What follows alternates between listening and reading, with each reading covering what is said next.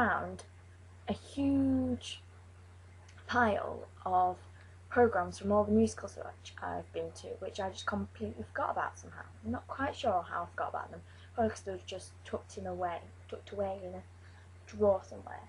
So I thought I'd share some of them with you. My first one is South Pacific, and as you can see, it's a small program, so I think all like tours are like small programs. Ooh, a slice of paper. Oh, that's some photographs from people who were in South Pacific. When I went to South Pacific, Helena,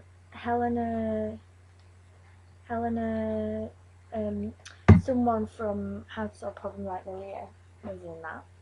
That was really good. And then next time I went to that particular theatre, I saw Seven Brides for Seven Brothers. This was also on tour and very good. And in this, there was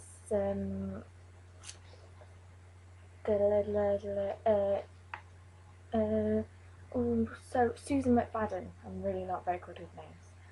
Susan McFadden, who won the Grease is the Word thing. You're the One That I Want. And I also saw her in Grease, which is voila! This has to be the coolest program ever. It is huge. And then on the back, oh, and it even has a little Rydell like scrapbook, and it's just wicked. It's just amazing.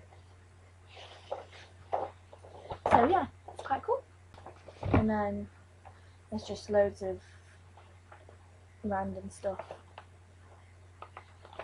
in the actual program itself. Next one is my just dropped it. Ow.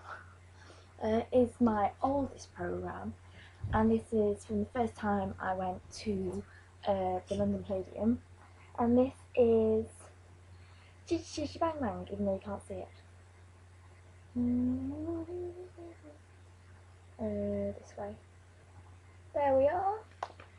And this was my first ever musical, and I think this program is about 5 years old now, and I lost it for ages, and then I found it, and not only did I find the program, it had my ticket in it as well, and I was like, whoa!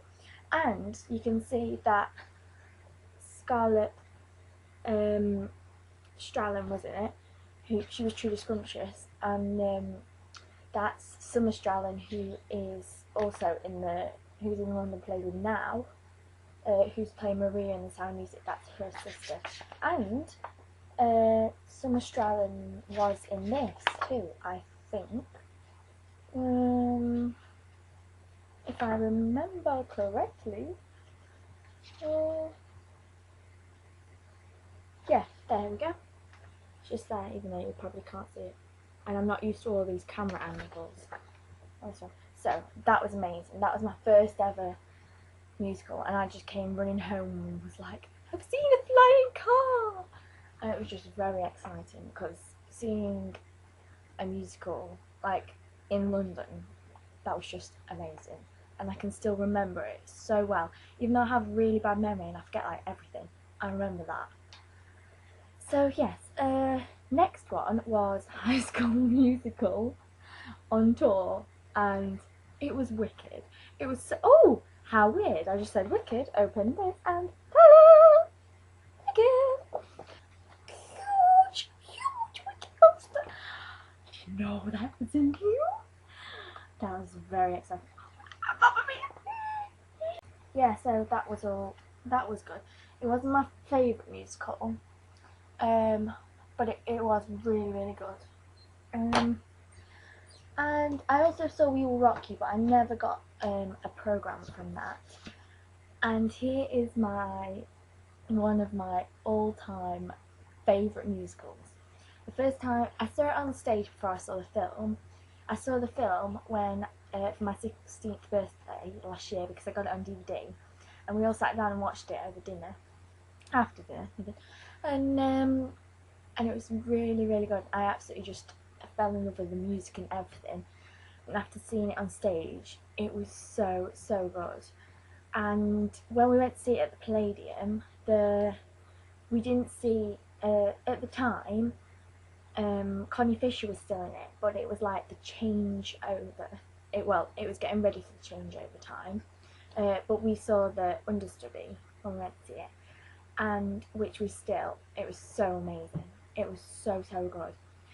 And yeah, and afterwards we got to go like backstage, like on the stage, and this guy came and spoke to us, and it was the most amazing thing. Standing on the London Palladium stage, I can't even comment on it. It was just so good, so good. So that was that. Now, Mamma Mia. Okay, so this is kind of a cheat because I didn't go to the Mamma Mia premiere in Leicester Square.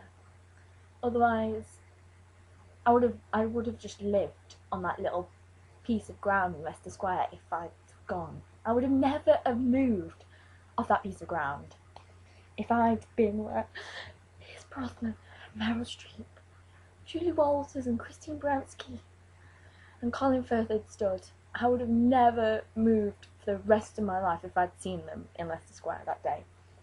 But my friend bought this off eBay after we'd been to see the film and both become addicted to it.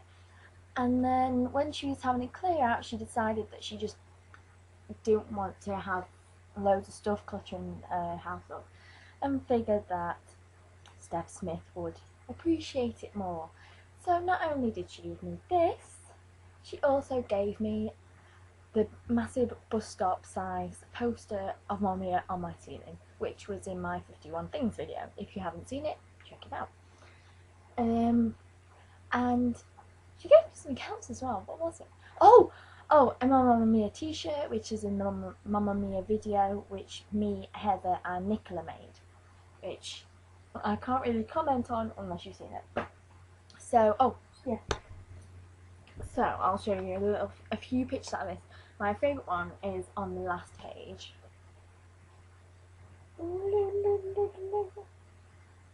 It is amazing. The fabulous Meryl Streep is just... I watched this film, and then I watched other films that Meryl's been in, and I think, that can't be Meryl Streep. Someone can't be that, like, be so serious in one film like Down, and be a nun, and then be someone as, like, as Donna.